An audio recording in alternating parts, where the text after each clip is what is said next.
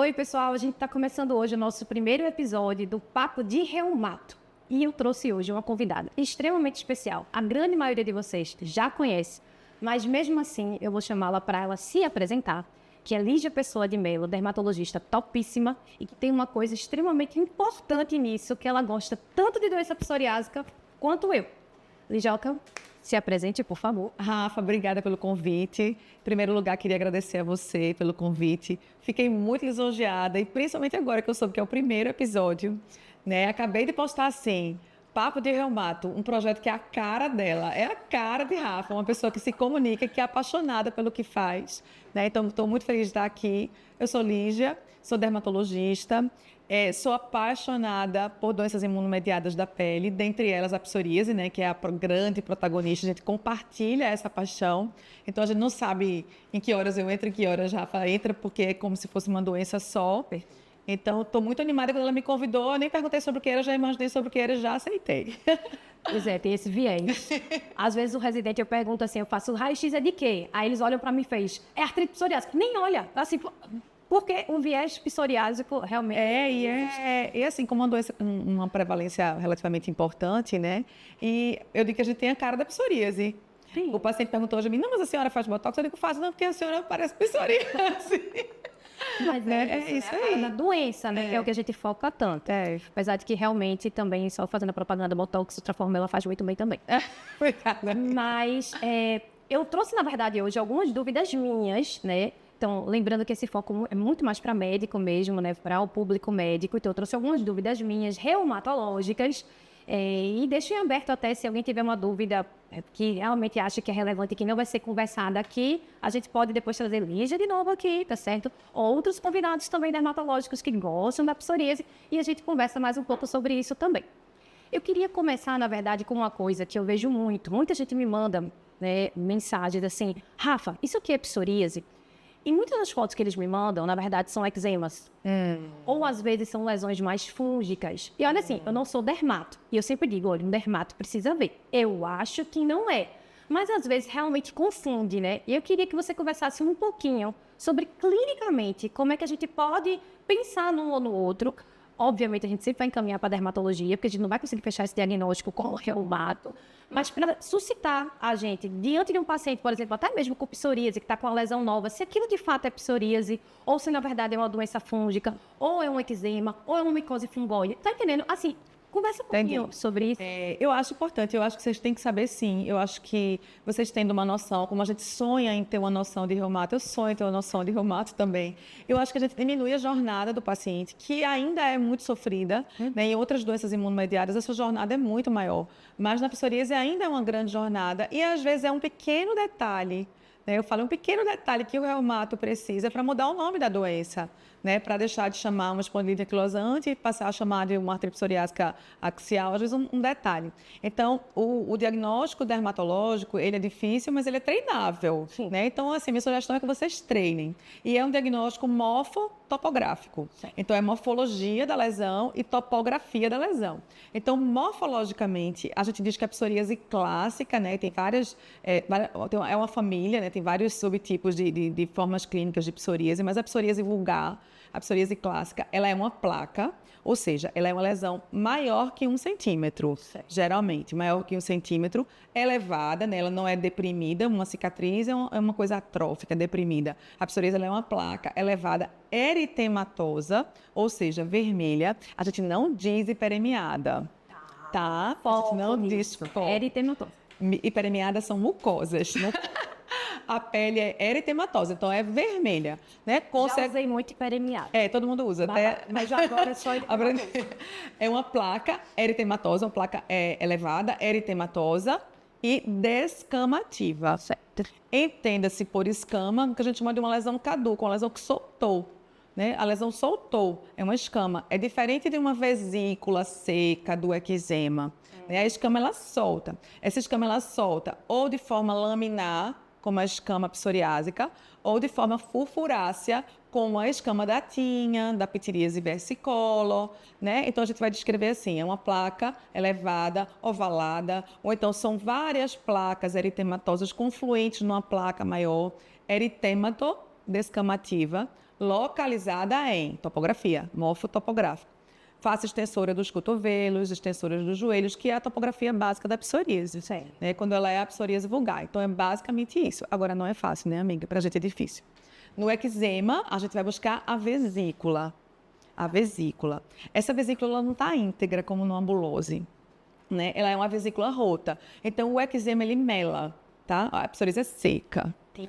O eczema, ele é molhado, ele é mais molhado. Certo, ele é mais úmido. Ele é mais úmido. Certo. O eczema é um diagnóstico sindrômico. Tá. Mas aí, todo eczema é eczema. Se for eczema de contato, ele está no contato. Se for eczema atópico, ele é na topografia invertida da psoríase. A grosso modo, né, minha gente? Então, ele é regiões flexurais. Né? Então, se eu tenho uma placa eritematosa também, com vesículas, ela mais molhada, isso tende mais para um eczema. A psoríase invertida, como é que a gente diferencia desse eczema? Porque, às vezes, quando é na axila, né? Vai falar. É difícil demais, amiga. Muito difícil. Tantas... Pois é. Porque assim, essa é a psoríase vulgar, não tem dúvida, né? Não tem dúvida. Eu atendi um espanhol ontem com uma placa de psoríase vulgar no joelho, muito fácil, há anos. Porque os médicos espanhóis diagnosticaram, eu fiz isso aqui é muito fácil. Mas a psoríase invertida, que é uma psoríase que a gente chama de psoríase de uma área específica, que inclusive aumenta a chance do paciente, o risco de ter artrite psoriásica, né? Ela é muito trabalhosa, o diagnóstico é muito difícil para a gente também. O eritema da psoríase invertida é maior. Arregou. O eritema da psoríase invertida é maior. O eritema da psoríase invertida é mais bem delimitado, certo? Os dois são úmidos, porque é dobra. Isso, né? Porque é dobra. Os dois são úmidos. Mas tem uma dica em off, viu? Que eu não sei, isso não está descrito, mas eu digo para o meu residente que eu vejo. Na psoríase invertida, vamos patentear. Na psoríase invertida, você abre a dobra e procura uma fissura central. Fissura central sugere psoríase. A psoríase, geralmente, ela não coça. Geralmente. O eczema coça muito, né? O eczema, a psoríase invertida, às vezes, ela coça mais. Né? E outra dica, ela é mais bem delimitada, eu já falei. É difícil pra gente também. A outra dica que eu ia falar, esqueci. Procure psoríase em outro lugar. Certo. Psoríase invertida ou eczema? Psoríase invertida ou eczema? História, já tinha... Né? Não, começou há 15 dias, trocou o desodorante, né? Apesar de que o mesmo desodorante pode fazer. Né? E procurar psoríase em outros lugares, nos lugares mais comuns, como extensoras, ou em outros lugares específicos, como unhas, couro cabeludo. E fungo? E fungo, difícil também. Se for, tem vários tipos de fungo, tá? Tem os fungos verdadeiros, que são os dermatófitos, e tem as leveduras, certo, que são as cândidas. Né? Se for a cândida, ela vai ser igual à psoríase, igual. Procura fissura, não tenha fissura. Na candidíase, você vai procurar umas lesões satélites. Os pontinhos satelitoses. Essas satelitoses podem ser pequenas vesículas voltas ao redor da lesão ou pequenas pústulas voltas no lugar da lesão. Tá. A candidíase ela é um pouco mais macerada, ela é um pouco mais... Ela pode ter uma coisa mais branca, entendeu? E a psoríase ela é mais seca. Tá. Na pele negra? Difícil também. Mais difícil ainda. Meu Deus, as perguntas de Rafa são muito difíceis. Porque é só foto que eu recebo. O povo acha que eu sou derma. Eu não sou derma. Eu preciso aprender. Vou encaminhar do mesmo jeito, mas eu preciso aprender. Mas tem que aprender. Né? Eu quero aprender, eu quero fazer o contrário agora. Tirar minhas dúvidas. Na pele negra é mais difícil ainda. Então, assim, tudo na pele negra é mais difícil. Eu tenho uma amiga que trabalha com pele negra, que eu fiz, amiga, você tem que fazer um atlas de pele negra. É uma coisa realmente, eu acho muito mais difícil identificar, porque até o eritema, que agora não é hiperemia, eritema, o eritema, às vezes é aquela coisa bem mais escurecida, e aí você se perde. Não tem eritema. Né? Não, e a eritrodermia? Não tem, você saber, né? Ele está eritrodérmico, porque ele é negro, mas ele está eritrodérmico. A psoríase invertida na pele negra é mais difícil ainda. A placa psoriásica ela é mais bem delimitada. Você procura a borda mais delimitada, né? Não vai ter lesões satélites da cândida. E se for uma tinha, que é uma outra micose por dermatófito, ela vai ter o que a gente chama de borda circinada, que é uma borda em forma de círculos. Tá? Ela forma em forma de arcos, ou arciforme, em forma de arcos, na tinha. A gente tem esse tipo de lesão na psoríase também? Ou não? Parecido? A gente não tem a gente não diz que a borda é ciscinada, nem arciforme, nem a psoríase. A gente diz que é uma borda elevada, bem delimitada, né? Essa borda da tinha, ela é vesiculosa. Se a gente procurar, ela é para ter, teoricamente, se ela ler o livro, ela tem que ser em forma de arcos e tem umas vesiculetas assim na periferia. Eu tenho um paciente com lesão na mama, que eu fiquei muito em dúvida. Ela veio com isto, mostrando que era psoríase, e eu questionei, porque eu achei que a borda tinha vesícula. Então, pode ser uma tinha, entendeu? Um dermatófito. Não tinha lesão satélite, mas tinha, eu digo, que vesícula é essa nessa borda, né? Entendi. Aí é difícil pra gente também, amiga. É, né? E micose fungoide nesse meio?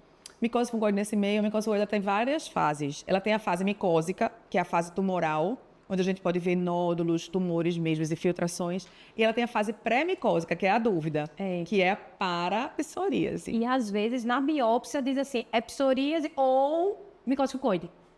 Ferrei. Porque assim... na micose fungoide, as lesões de micose fungoide pré-micósica, ela pode ser a parapsoríase, que é o que a gente chama de PET. É a micose fungoide em PET, em placa, antes dela ser uma fase tumoral mesmo. Esse PET, ele pode ser semelhante à psoríase, só que ele é mais discreto.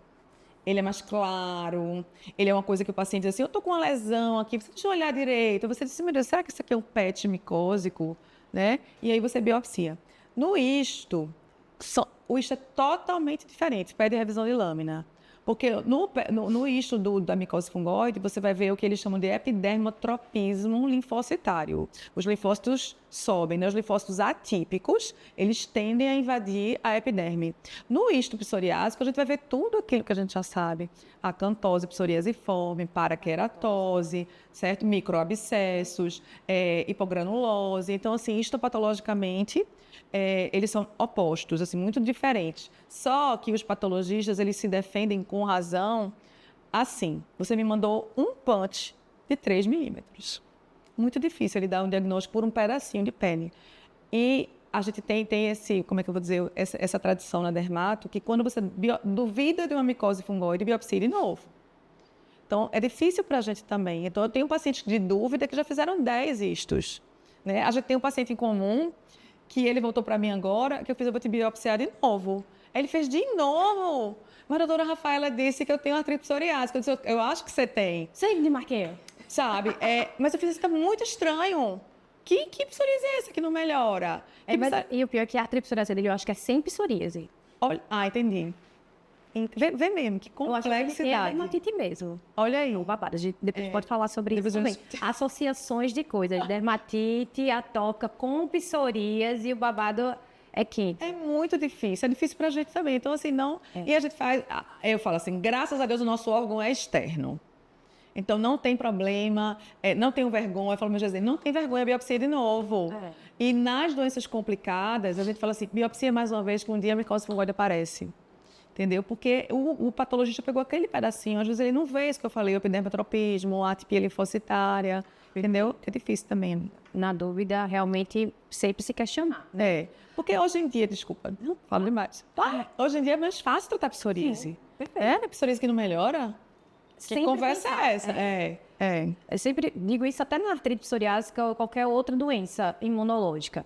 Se você fechou um diagnóstico, começou a tratar, e a resposta ao tratamento está sendo totalmente diferente, você troca medicamento e ainda não responde, primeira coisa é, seu diagnóstico está correto, volta lá atrás. E tenta ver se você realmente viu aquilo ali e deixou passar alguma coisa, seja na artrite psoriásica, na gota, na artrite reumatoide, na psoríase também. Enfim, é interessantíssimo para vocês que geralmente a psoríase, quando começa o tratamento, é a primeira coisa que melhora. Total. A articulação demora. Mas a pele você já vê logo, né? A articulação daquele... Né? E aquela coisa que a gente falou no começo, como a gente tem cara de psoríase, aí as pessoas falam assim, eu tô te encaminhando a psoríase. Exatamente. Tô te encaminhando a artrite psoriásica. Aí eu dei até essa dica essa semana.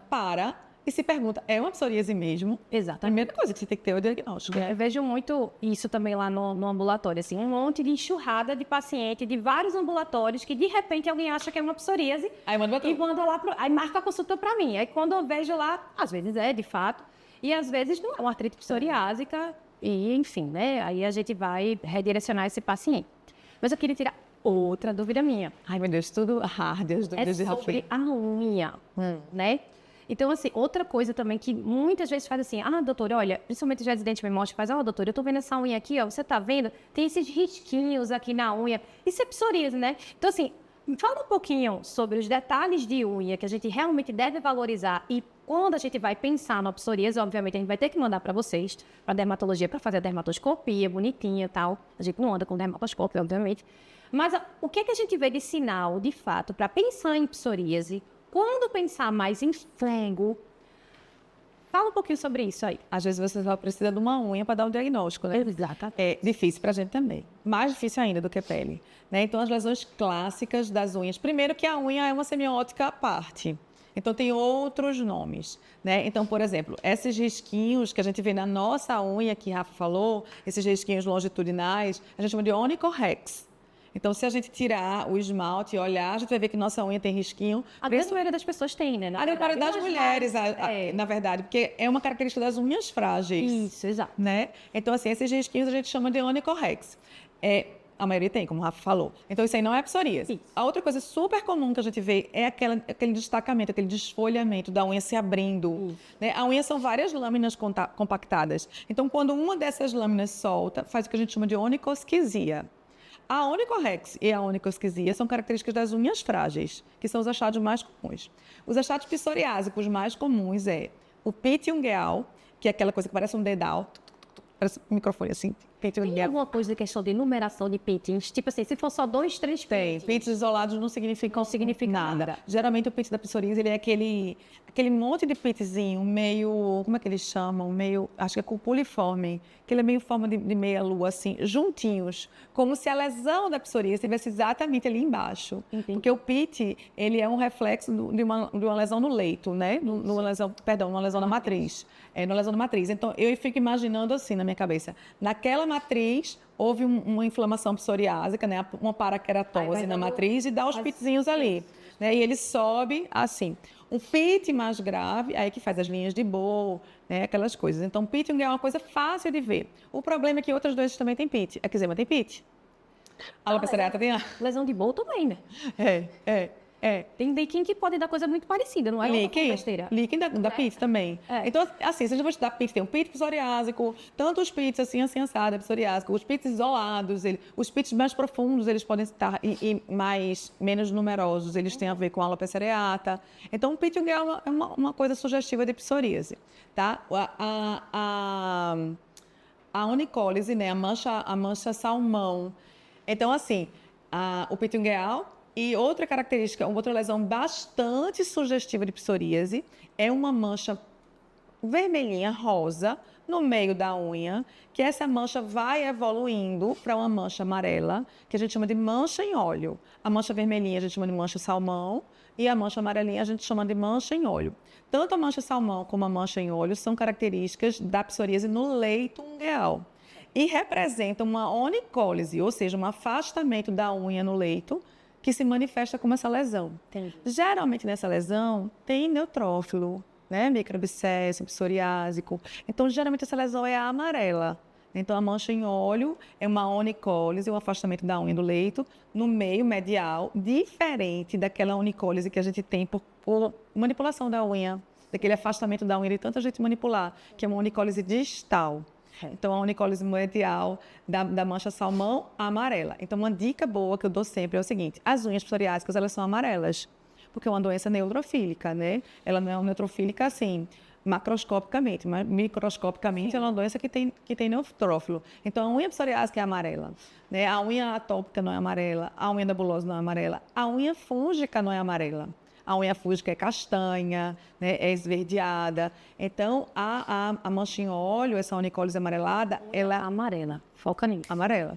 É xantonique, né, que a gente pode falar, mas a gente nem usa isso xantonique na psoríase, a gente usa a mancha em óleo mesmo. Então, a mancha salmão, elas são mais característica de todas. Ela não é patógeno-amônica, mas ela é a mais característica de toda da psoríase. E, por último, a onycodistrofia, que é a destruição da unha, né? A hiperkeratose subungueal, que é aquela coisa daquela unha grossa, que pode ser psoríase também. Uma coisa também que fala muito a favor de psoríase é uma coisa meio avermelhada, destrutiva, né? Uma psoríase destrutiva, um ungueal destrutiva, que faz o que a gente chama de crumbling. que é como se fosse farofa, né? Aquela unha destrutiva. Eu estou imaginando aqui na minha cabeça essa unha. Que é uma unha mais amarelada, que com o dermatoscópio a gente pode ver estilha, né? E é uma coisa também psoriásica. Que é aquela hemorragia estilhaço. Que é aquela hemorragia estilhaço, né? Então, eu acho que psoriásica é uma coisa inflamatória. Neutrofílica inflamatória. Amarela, avermelhada, né? Eritroníquea, xantoníquea. As verdes e marrons, elas são mais fúngicas. E paroníquea ajuda em alguma coisa? Ou paroníquea Meu Deus, Rafa é muito sabida. Ela é muito sabida, ela sabe tudo. Eu gosto de complicar. Ela sabe tudo, porque paroníquea, a princípio, não é psoriásico, né? Não.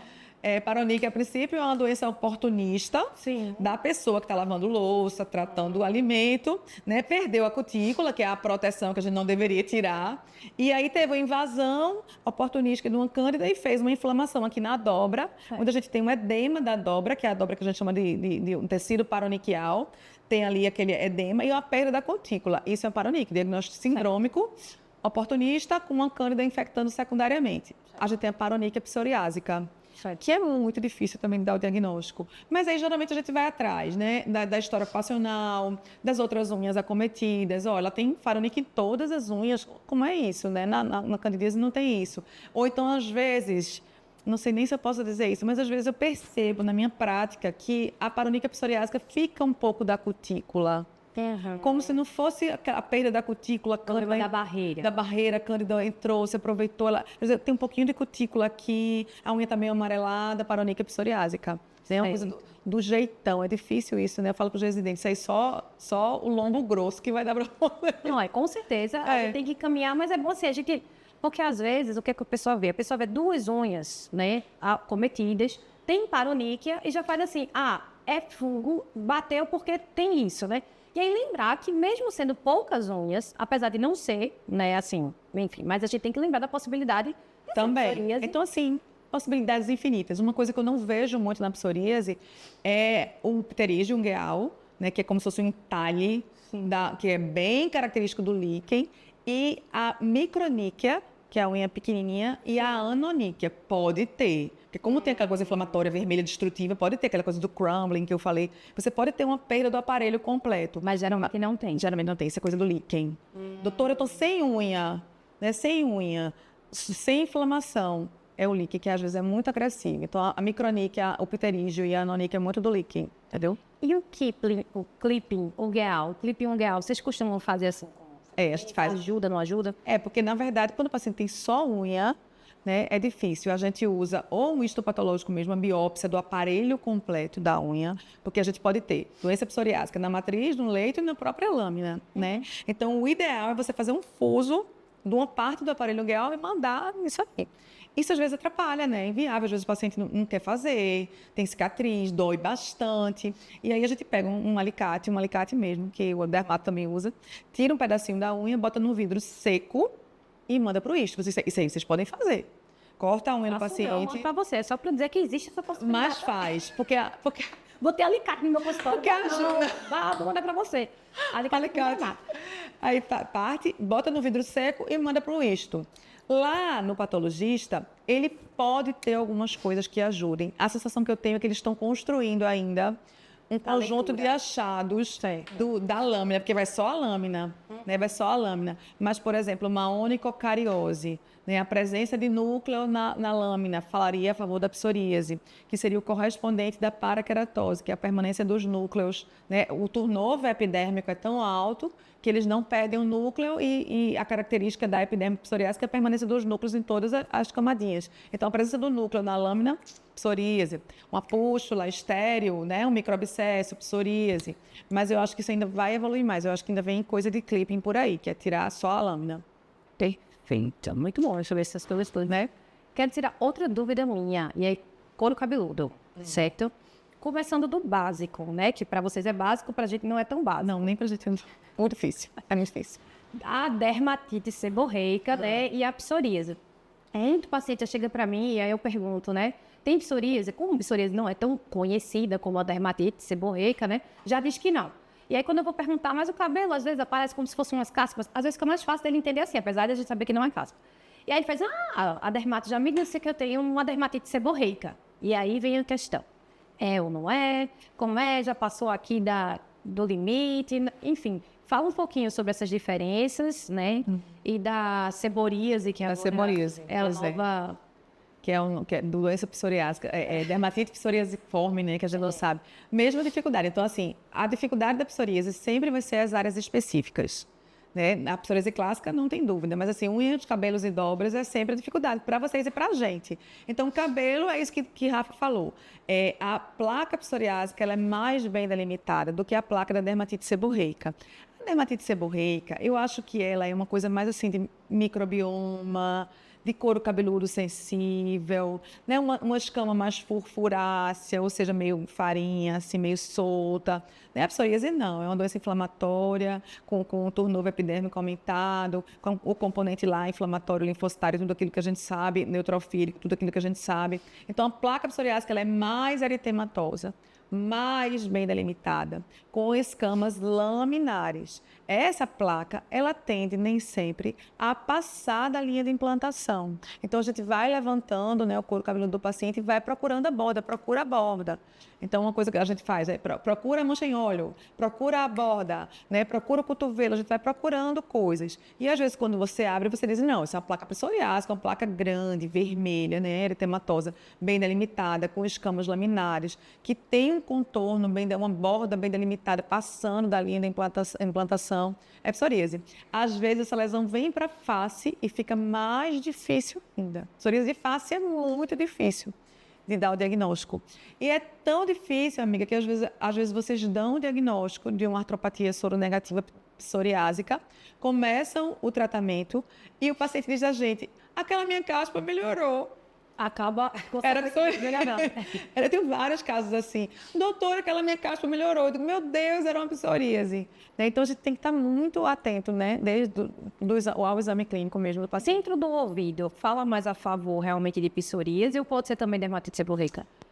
Olha, é difícil. Eu tenho 3 pacientes que o otorrino, eu tenho em comum com o otorrino, que esses pacientes têm idas recorrentes para o otorrino para tirar aquele canudo mesmo, aquele conduto descamativo que eu mandei para o isto. Os 3, ele tirou lá o fragmento com a pinça. Eu falei, coloca isso num pote e manda pro isto. E veio psoríase, esses 3 casos. Já pensou? Impressionante, né? Um desses casos não tem lesão nenhuma em canto nenhum. Só tem. E veio o sugestivo de psoríase aí. Eu acredito que é uma pessoa que tem uma genética, né, predisponente, e faz o CAB, né? Cutucando, o fim do cutucando, né? O Kebner é o surgimento da lesão onde você faz um trauma. Isso. Essas lesões, couro cabeludo, unha, são lesões de Kebner, assim como tem, acho que o Kebner da articulação. Eu falo, Kebner, que a gente fala que é o Kebner profundo. Olha aí. Né? Quando faz o estresse mecânico, aí dá... É a mesma doença, né, minha gente? É a mesma doença. Isso ali, interligado. Então, eu acho que a pessoa, contonete, tem a genética, aí o otorrino vai lava, aí eu acho que faz isso aí. Eu acredito, a opinião pessoal, que é mais para psoríase mesmo. Porque as dermatites, elas são mais irritativas aqui por fora, né? A dermatite seborreica, ela é mais molhada, como uma furfurácea, mas é muito difícil. E aí chega esse paciente dizendo que não aguenta mais. Ele só tem isso. Eu não aguento mais. Faço tratamento tópico, o otorrino me ajuda, e a gente faz o quê? Estou te perguntando. O que é que tu fez nesses 3, amiga? Não, eu estou enrolando. Tá. Porque, vê, eu não tenho nem critério para fazer o imunossupressor. Eu fiz uma proposta para esse mais sintomático. Bora fazer o metotrexato. Acho que é a primeira opção mesmo. Bora fazer o metotrexato, tá na mão, custo baixo. Né? Ele fez, não vou parar de tomar meu vinho e não sei o quê. E aí tá assim, eu digo, meu Deus, eu vou fazer imunobiológico por causa do negócio. Eu tô nessa. Pior é que a gente tem que também levar em consideração essa questão da qualidade de vida, né? Às vezes é uma lesão tão pequena, às vezes é uma lesão que a gente não valoriza, mas para o paciente a qualidade de vida dele fica péssima. E aí, enfim, né? Talvez até valha a pena. Mas pois é. Ele tem DLQI, meu paciente, né? O DLQI é um questionário de qualidade de vida. Maior do que 10. Tem indicação. E a patologista Dani me ligou e disse, amiga, eu nunca vi um negócio desse, uma psoríase, um canudo de psoríase, né? Que coisa. Aí ela fez assim, vamos publicar. Aí Dani falou, vamos publicar. Então a gente tem 3 casos, um meu e 2 meus e um de Aline, lá no consultório. Sim. Né? Porque eu acho que o coitado do paciente do SUS não consegue nem por otorrino limpar. Às vezes passa totalmente percebido. Não. E aí eu acho que tem esse negócio aí. Eu fui ler alguma coisa, tem pouquíssima coisa, printei, mandei para Dani pra gente documentar, porque a gente não documenta, né, amiga? Tu documenta? Não. Mas assim, eu tô sem tempo também de documentar. É fogo. Mas fato. é muito interessante. Muito porque eu já vi, eu acho interessante. que 1 ou 2 relatos assim. E por isso que eu perguntei, porque se realmente... Então, com o histopatológico, inclusive, endossando, é outra coisa pra gente prestar Se não tiver atenção um caso, já no são dia a dia. 4. Conversar um pouquinho, então, sobre um assunto que é meio polêmico, mas eu acho que é relevante, pelo menos a gente pincelar algo sobre, né? Sobre o tratamento da psoríase, né? Psoríase leve e moderada, psoríase moderada grave. Hoje a gente sabe que, teoricamente, pelos guidelines, a gente só vai realmente fazer um tratamento sistêmico se a paciente tem uma psoríase moderada grave. Mas a gente sabe que, independente de ser moderada grave ou leve, o risco dessa psoríase evoluir para uma artrite psoriásica, ele existe. A gente pode até tentar mapear, assim, fator genético, fazer o HLA-B38, 39, o B08, enfim, pode ser, ver se tem histórico familiar, tal. Mas, assim, se você mapeia o seu paciente, é um paciente obeso, tem psoríase leve, uma besteira, mas ele é obeso, ele tem um HLA sugestivo, vamos supor lá, um B08, você dosou e você conseguiu ver que ele tem essa marcação. E o paciente que tem uma artralgia, ele é obeso, pode ser só por conta da parte mecânica. Você manda para o reumato e o reumato diz, ele não tem artrite psoriásica, tá? Ele é obeso, ele tem que perder peso. Essa dor dele é mecânica, mas ele tem uma genética e ele tem uma psoríase leve. Eu queria saber o seu entendimento sobre iniciar um tratamento sistêmico para um paciente desse, entendeu? Porque eu iniciaria. Pois é. Eu vou mandar para você. E eu dei aula essa semana falando sobre isso. E falei, ainda bem que tu se posicionou. Eu falei, Rafa, iniciaria. Não me entendi. Olha, pois é. Vou deixar o Kobe. A gente tem sinalizadores que esse paciente vai evoluir para. E aí, eu na cadeira de cá, como dermato, eu fico pensando, meu Deus, será que eu vou conseguir fazer com que a artrite psoriásica não exista mais? Será que eu vou conseguir isso um dia? Eu acho que não. Tenho vários pacientes em vigência de tratamento com imunobiológico, tudo certinho, desde o começo, tratado precocemente, que fazem a artrite psoriásica em vigência D, né? Não sei. Eu compartilho com o meu paciente, no consultório é fácil isso. Sabe, eu fico em cima do muro, vou mandar para o reumato, deixa o reumato dar uma opinião, mas ele está lá, obeso, né, a psoríase leve, áreas especiais. Esse paciente do conduto auditivo, às vezes tem uma lesão na face que estava com dermatite seborreica há anos. Às vezes é um paciente de genitália, de psoríase de genitália, que não fala. Né? A gente teve uma aula sobre isso também. O paciente não queixa, não, porque eu tenho uma placa no meu pênis, não fala. E essas vezes até que é um fungo, melhora muito. Fica tratando, passando canicorte anos. E falei o nome do produto. Aí, mas aí, depois o pessoal compra. E aí a gente fica nessa dúvida, a gente compartilha. Vai para o reumato, deixa o reumato ver se é uma artrite. Às vezes o reumato devolve, ele não tem. Dependendo do paciente, eu coloco as cartas na mesa, sabe? Eu fico assim, meu Deus, se fosse a minha mãe, primeiro eu imagino que aquela pessoa é uma pessoa da minha família. O que é que eu faria para poder tomar uma decisão? E às vezes eu coloco as cartas na mesa e muitas vezes eles falam assim, mas eu vou tomar por quanto tempo? Aí eu fiz, olha, você vai tomar continuamente. Aí rápido ele responde, então não quero não. A grande maioria não quer. Então assim, se fosse pressão alta e diabetes, ele tomaria. Mas é porque eu acho que não há o entendimento de que a psoríase e a artrite psoriásica, elas são tão ou mais importantes até do que a diabetes ou a pressão alta dela, que está tudo ali interligado. Se não diminuir a inflamação... Total, né? É o mesmo combo, né? Inflamatório. Né? Aí, nesses pacientes, assim, a gente fica naquela que se for obeso, né? Mudança do estilo de vida, tentar diminuir os gatilhos, que são os triggers. Então, assim, a síndrome metabólica como um gatilho principal da psoríase. Aí a gente fica nisso, e manda voltar, aí vai para vocês de novo, né? E até a gente... E fazer score é uma dica que eu dou muito, né? Essa aula segunda-feira, façam score. Então, assim, façam PASI, façam BSA, façam DLQI e se respaldem nos scores, porque só um DLQI, ou seja, um impacto negativo na qualidade de vida alto, você já está respaldado para avançar com sua terapêutica, né, amiga? Perfeito. Então, eu queria agradecer você ter vindo conversar aqui com a gente. Estou saindo bem mais sabida. É uma lesão eritematosa e não hiperemiada. A unha é amarelada. Aí, os keywords de hoje. Exatamente. Mas é isso. Muito obrigada por você ter vindo. E aqui a gente está finalizando o nosso primeiro episódio do Papo de Reumato.